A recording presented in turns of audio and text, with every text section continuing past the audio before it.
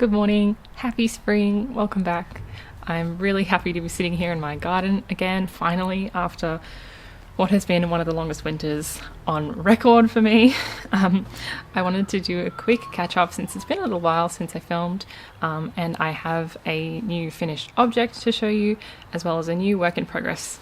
And that's really it. I haven't been doing heaps of knitting lately. I've been quite busy, there's been a lot going on, so let's just get stuck into it. Now, my finished object is one that you will have seen before. I have finally finished my hibernal DK socks. These are a pattern by Summer Lee, and I started these about 2 months ago and I finished them a week or two ago, but I hadn't finished weaving in the toes till this morning. This is a DK weight sock pattern, and it has a mock cable detail. It's kind of a slip stitch pattern with a corrugated rib all the way down. It's got a heel flap and gusset. I modified the pattern to have a princess sole, meaning the bottom of the sock is in reverse stockinette, so the purl side is out and the knit side is in. And I also did a round toe. If you saw these last time, you would have noticed that they looked really ugly before they were blocked, but as you can see, a blocking has really sorted them out and they're beautifully drapey and soft now. The yarn I used for these was Patternile Merino, but it's an old version of Patternile which didn't say merino, it just said wool, in this steel blue grey colour. And I knit these using my Chiaogu 2.5mm needles. I'm really happy with how these have turned out in terms of the fit. So I made a reasonably long leg length, which I quite like because you can wear these inside boots and they'll poke out above the top of the shoe. I also really love the princess sole. It feels really nice and smooth on the bottom of my feet. It's not the prettiest thing ever, but it'll do. In terms of accuracy, I did accidentally knit the toes of one of these socks way longer than the other one, and I realised too late, and so I've just decided to wear that on my bigger of my 2 feet. Nothing terrible. And actually, I don't know if I said this last time, but I didn't actually follow the exact hibernal DK pattern. I have the hibernal regular sock weight pattern from Summer Lee in my sock project book, and then she also has a DK weight sock pattern in there, just a regular plain DK ribbed sock. So I followed the ribbed DK sock pattern and then added the hibernal motif, which is this slip stitch mock cable pattern. I also looked at pictures of the hibernal DK socks to kind of figure out how many of those repeats were in there and such. So I'm pretty sure I accurately copied the hibernal DK pattern, but I didn't go out and buy it since I already own her book and that pattern isn't in the book. I'm glad these are done. It's a shame I got them finished just as the weather is starting to warm up, so I'm not sure how much wear I'll get out of DK weight socks now. I do have a plan for these, which is to keep really close track of how often I wear them and see how long it takes to wear through a pair of DK weight socks while actually wearing them like out and about, not just at home, but out to work and, on activities. So that's my finished object for this month. And it's going to be a quick one today because I only have one work in progress at the moment, but it is something you wouldn't have seen before. I am very excited to be probably about halfway through my Ophelia blouse. It doesn't look like much at the moment, but let me just walk you through it. So this is a top-down set-in sleeve cardigan style blouse, so it has a split down the front, and it is decorated with lace edging. So the central panel of the top is lace with buttons, and then the v-neck also has lace. It has short cap sleeves and they're finished off with lace, and then there's lace on the hem.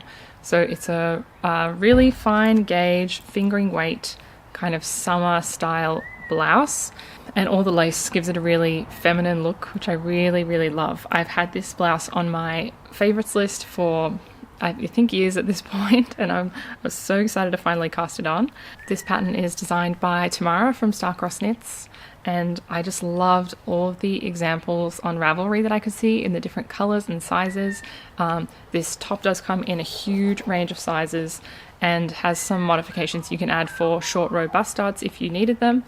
I'm on the cusp of sizing, so I am knitting a size 3, but my bust to waist ratio is a little off, so I was kind of on the edge of whether to add the short row bust darts. I ended up not doing it.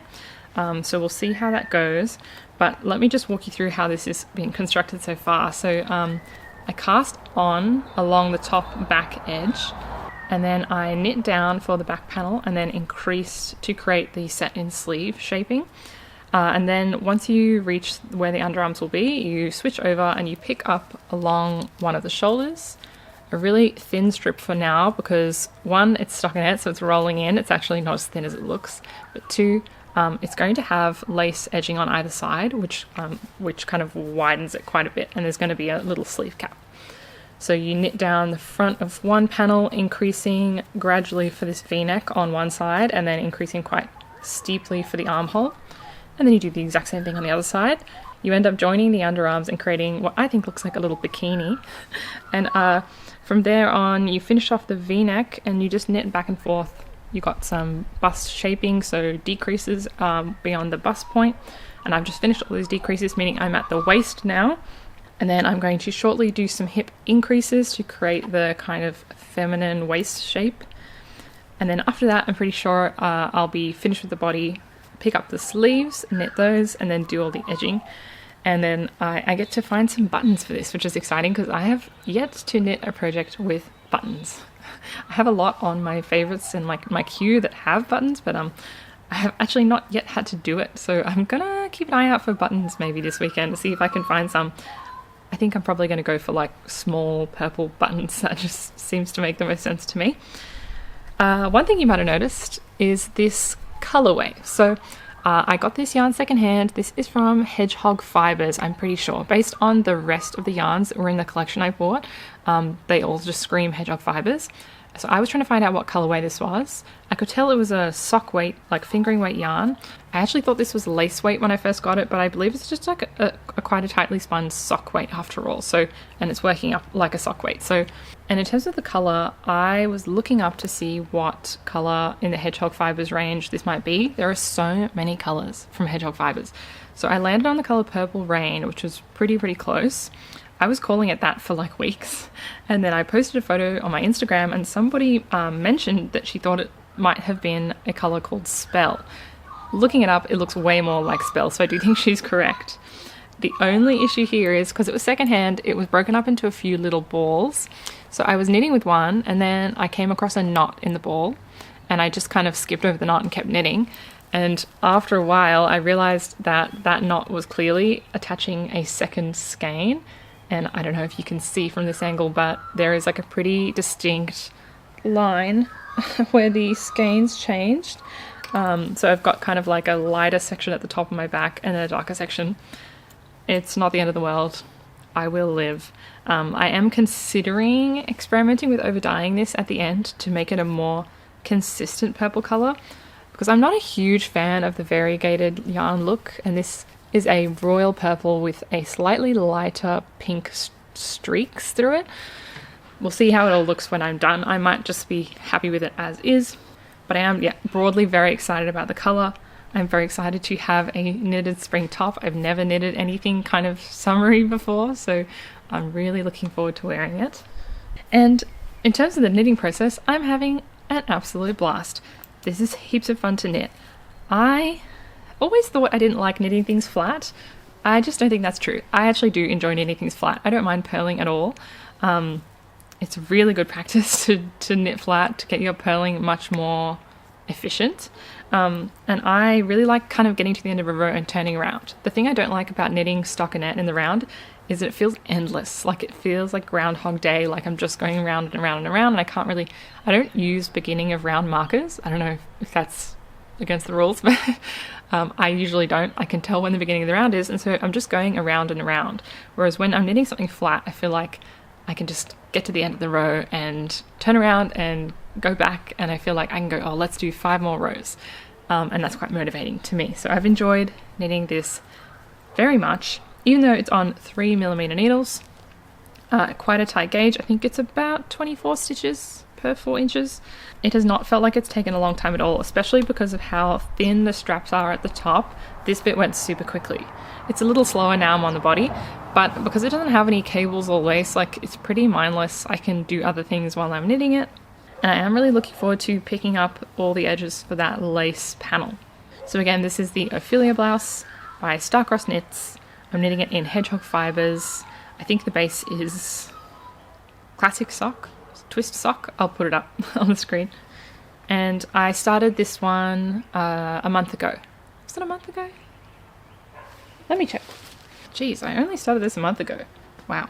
I haven't really done any knitting on it in the last 2 weeks. So I got this all done in like 2 weeks. I have come back from my little mini hiatus. I am knitting again, so I'm hoping with another couple of weeks push I can get this done in time for full spring to arrive here in Australia. I'm just so looking forward to the weather warming up and getting some more like daylight hours after work to do things. It's just been really difficult with getting home in the dark lately. It feels like you don't want to go out and do anything. And where I live, we have a lot of kind of outdoor activities and shows and things going on. So I love to go to those, and I would love to wear my hand knit items to those. Okay, so I know that was short, but yeah, like I said, I haven't really been doing too much exciting stuff lately. I'm hoping to get stuck back into it. I have a few more patterns on my queue. I've even bought a few patterns, and I have an interesting story about one of them that I will tell you in the next episode. So yeah, if you have any questions about these projects or what I'm up to lately, please leave them down below. I am filming a project vlog for my Ophelia blouse, so there will be a really in-depth video at the end of this project about everything I've encountered along the way. So if you want more details about that, feel free to subscribe and you can follow along, and that will be out soon. Okay guys, that's it.